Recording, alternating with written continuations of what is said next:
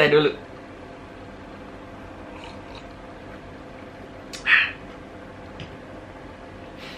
Nah, ini di video kali ini agak berbeda. Ini bukan rekomendasi buku juga, tapi gue akan memberikan ranking terhadap buku-buku yang udah gue baca tiap tahunnya. Sebenarnya agak telat sih, karena yang akan gue bahas ini buku-buku ini. Ini adalah buku-buku yang gue baca, terutama horor di tahun 2020. Udah telat 2 tahun. Karena ide video dan konsep video yang kayak gini itu baru kepikiran belakangan. Dan gue rencananya bakal bikin tiap tahunnya, lebih tepatnya tiap akhir tahun. Jadi setiap akhir tahun gue bakal memberikan ranking dari yang pertama yang sangat-sangat gue suka, hingga yang paling bawah kesekian yang mungkin gue gak suka atau sangat-sangat gak suka. Selera gue, subjektif makanya. Dan buat kalian, kalau kalian udah baca buku-buku horor, silahkan kalian list juga di bawah deh. Menurut kalian buku horor terbaik yang kalian baca pada tahunnya itu apa? Hingga yang paling bawah peringkatnya apa? Dan mari kita mulai ya, biar gak menunggu lama. Desain dengan tema cheerful minimalis. Kok subscriber gue berkurang? Sangat tidak terduga. Hanya tipis-tipis, kur aja 27 koleksi pribadi.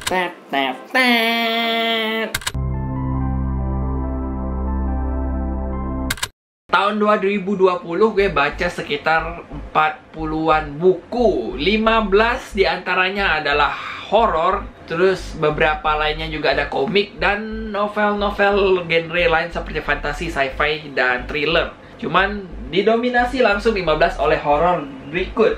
Nih, udah ada setumpuk ini nih. Dan kita mulai dari nomor paling bawah, nomor 15. Setan Lewat yang ditulis oleh Hadita. Ini gue kasih 3 bintang karena saking absurdnya udah melewati konsep-konsep tulisan-tulisan sebelumnya Hadita. Makanya gue agak kurang suka buku ini. Gue kasih 3 bintang dan gue baca pada tahun 2020. Ini penulis cetak sendiri, cetak mandiri gitu. Ya, terbit mandiri gitulah. Jadi kalian kalau pengen buku ini, kalian harus tanya ke penulisnya langsung di IG lah. Pasti bisa kalau di IG. Nah, kita masuk ke nomor 14. Keluarga Tak Kasat Mata yang ditulis oleh Bonaventura Genta. Gue kasih ini 3 bintang dan berada di urutan 14 dari 15 buku horor yang gue baca. Karena bukunya banyak minus plot hole dan jalan cerita yang amburadul. Ya, tapi ceritanya kalau pengen diikuti sebenarnya seru. Karena kita bisa tahu tentang awal mula Genta, Mbah KJ, dan Om Hao ketemu. Cikal bakal tim kisah Tanah Jawa dulunya gitu. Pertemuan awal mereka. Ini dia nomor 14. Dan kita lanjut ke nomor 13. Danur oleh Risa Saraswati. Gerbang Dialog Danur lebih tepatnya. Ini gue kasih 3,5 bintang. Tapi di Goodreads itu dibulatkan ke 4 karena menurut gue ceritanya termasuk mediocre, biasa-biasa aja. Tentang seseorang yang bisa melihat hantu dan bisa berinteraksi dengan hal-hal supranatural. Istilahnya kayak anak-anak indigo. Nggak ada yang unik, nggak ada yang spesial, udah gitu aja. Dan kita lanjut ke nomor 12. Lost yang ditulis oleh Eva Shi. Gue kasih solid 4 karena seru dan menyenangkan kisahnya. Tentang apartemen berhantu dan ya, benar-benar berhantu dan serem kisahnya. Walaupun mungkin yang menjadi poin minus adalah ada unsur drama-drama cintaan yang nyebelin, yang ya mungkin bisa menjadi penyebab cerita hantunya karena ada dendam dan cinta. Cuman cara percintaan bagian drama-dramanya itu agak nyebelin sih. Over. Dan kita lanjut ke nomor 11. Aku Tahu Kamu Hantu. Ditulis oleh Ivesi juga seperti sebelumnya. Dan ini gue kasih 4,5 bintang. Bisa juga ke 5. Pembulatannya di Goodreads juga. Karena ini, wah ini seru sih. Seru, mencekam, diteror, bergidik, seru. Kalau kalian pengen baca horor tentang sesuatu yang berhantu, diteror dan sebagainya, ini sangat asik sih, parah. Jadi dengan tokoh yang anak indigo, tapi gaya penceritaannya lebih unik dan lebih menyenangkan dibanding Danur yang di bawahnya. Ya. Dan kita lanjut, kita masuk ke nomor 10. Ada KKN di Desa Penari. Dan ini sebenarnya gue kasih 3 atau 3,5 bintang gitu di Goodreads. Pembulatannya ke bawah karena ya ceritanya tentang sekelompok anak yang KKN dan mengalami supranatural karena ya bandel aja. Cuman nggak ada hal unik, nggak ada hal spesial. Gaya penceritaannya juga ini Simple Man masih acak-acakan, nggak beraturan, berantakan, ya gitu. Tapi secara cerita sebenarnya menjanjikan dan seru. Makanya gue ini kasih nomor 10 dibanding yang lain. Kalau aja diceritakan atau ditulis dengan lebih baik. Dan kita masuk ke nomor 9. Bang Gaib, series KTJ nomor 1, edisi series. Dan gue kasih ini di 3,5 bintang. Di Goodreads pembulatannya di bawah juga. Ini ada di atas KKN karena ceritanya itu ditulis lebih rapih dan menyenangkan untuk dibaca. Walaupun nggak ada penceritaan yang spesifik kayak novel, lebih ke ngebahas tentang bagaimana orang pesugihan dan sebagainya. Cuman cukup menyenangkan karena diangkat dalam sisi supranatural dan sejarah. Dan kita masuk ke nomor 8. Goa Jepang, series KTJ nomor 4. Dan gue juga kasih ini solid 4 bintang. Alasannya karena lebih bagus gaya penceritaannya, lebih rapih, dan ada cerita spesifiknya. Terutama kisah tokoh yang ada pada zaman Jepang. Tokohnya merupakan kayak penjajah Jepang gitu. Dan ini cukup menyenangkan jadinya. Dan kita masuk ke nomor 7. Tapak Setan yang ditulis oleh Hadita. Ini much better dari yang sebelumnya, yang Setan Lewat, karena ceritanya lebih rapih, tertata, diterbitin langsung oleh penerbit, nggak mandiri lagi. Bukan nggak mandiri lagi sih, nggak mandiri lebih tepatnya, karena malah Setan Lewat itu judul terbaru. Dan ini judul udah cukup lama. Gue suka dan gue kasih 4 solid 4 bintang. Karena ceritanya itu absurd dan serem dan bikin bergidik itulah ketika bacanya. Ih, aneh. Aneh aja. Ada tangan kerasukan setan. Kita masuk ke nomor 6. Dalam Kurung yang ditulis oleh Hadita lagi. Ini salah satu penulis favorit horor gue. Cuman belakangan dia nggak nulis atau belum ada terbit buku lagi. Cuman sebenarnya bagus kalau diikutin. Ini gue kasih di solid 4 bintang juga. Karena ceritanya horor tapi mengarah ke fantasi. Tentang 2 sosok mistis yang bersiteru. Itu cukup menyenangkan dengan plot-plot twist dan kengerian-kengeriannya terhadap ritual-ritual mistis yang dilakukan.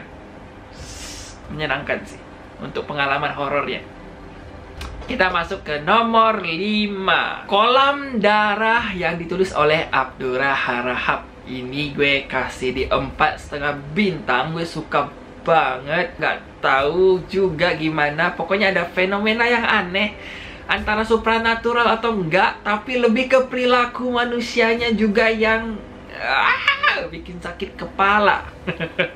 Seremnya dapat, plot twistnya dapat, teror dan keanehan-keanehan manusianya juga dapat.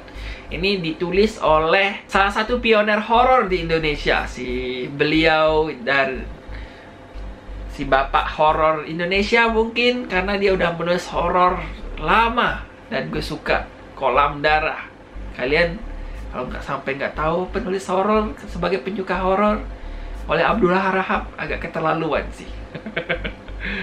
Kita masuk ke nomor 4. Udah mendekati 3 besar. Nomor 4 itu adalah The Haunting of Hill House. Ini buku impor atau terjemahan lebih tepatnya. The Haunting of Hill House. Gue nggak ada buku fisiknya ya, tapi buku ini kalian bisa baca di Ipusnas. Gue rating ini di 3,5 bintang, tapi di peringkat tinggi karena cara penceritaannya unik, deskriptif, puitis, dan meneror pembacanya. Kalian akan diteror melalui narasi-narasinya. Kalian nggak bakal ketemu kayak jump scare gimana, cuman kayak narasinya itu bagus banget sih.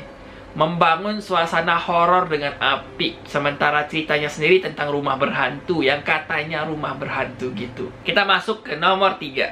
Boneka Sandya yang ditulis oleh Eva Shi. Gue kasih di 4,5 bintang. Ini luar biasa gila horornya. Karena gimana ya, sulit dijelasin lah. Ceritanya tentang ada boneka berhantu dan kelakuan manusianya. Itu kayak, gila. Sebagai manusia itu gila. Sebagai setan juga itu gila. Gilanya kayak terlaluan. Boneka Sandya agak underrated sih kayaknya. Soalnya gue jarang dengar para pembaca horor menyebut judul ini. Dan ini ada peringkat 3. Kita masuk ke peringkat 2. Janur Ireng yang ditulis oleh Simple Man. Gue kasih ini di solid 5. Bagus. Kompleksitas ceritanya ini luar biasa. Kalian nggak bakal ketebak arah ceritanya bakal gimana. Seru banget. Gue menyebutnya ini adalah Supranatural Game of Thrones Indonesia.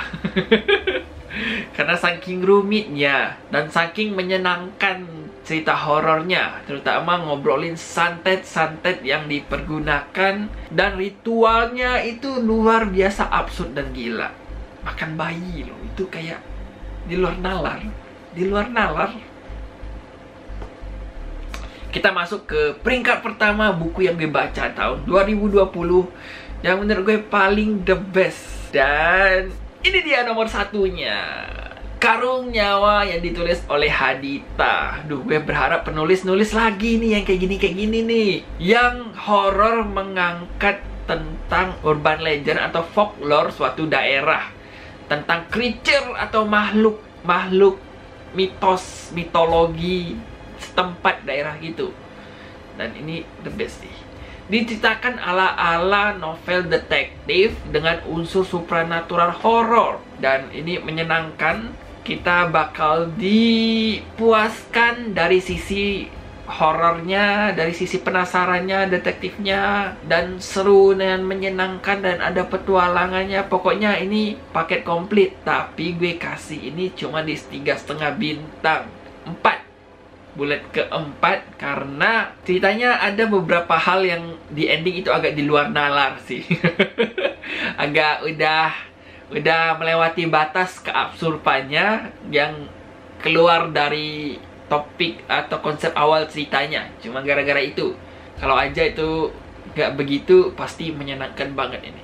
Ini keren. Bang, tulis lagi dong ini bang. Novel-novel kayak gini bang. Ditunggu bang. Dan itu dia 15 buku yang gue baca selama tahun 2020 untuk genre horor.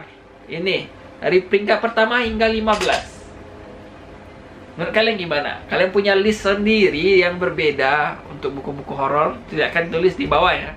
Gue penasaran buku horornya apa aja. Siapa tahu bisa jadi meracuni diri gue juga untuk baca. Dan sampai ketemu di video gue berikutnya. Bye.